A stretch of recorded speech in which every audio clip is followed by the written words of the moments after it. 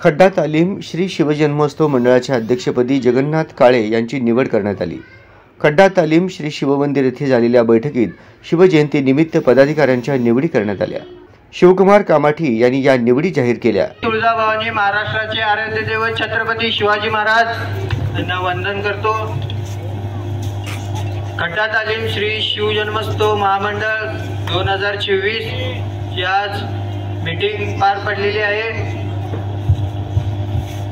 पप्पांची सारखी एकच गोष्ट आठवती, संकट येणाऱ्याला घेऊन जाऊ, न येणाऱ्याला सोडून जाऊ, आडवा येणाऱ्याला तोडून जा।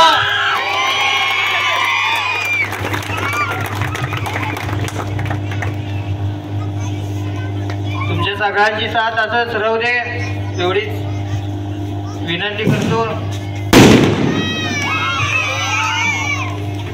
अजून आज इथं एक 22 जानेवारीला राम मंदिर उद्घाटन आहे। त्यानिमित्त यावेळेस खड्डा तालीम मित्र परिवार तसंच सुनीताताई सुनील कामाठी यांच्याकडून श्रीराम मूर्तीचं वाटप करण्यात येणार आहे। ते तारीख लवकरच डिक्लेअर होईल। थोडं बोलतो, 2 शब्द संपवतो। धन्यवाद।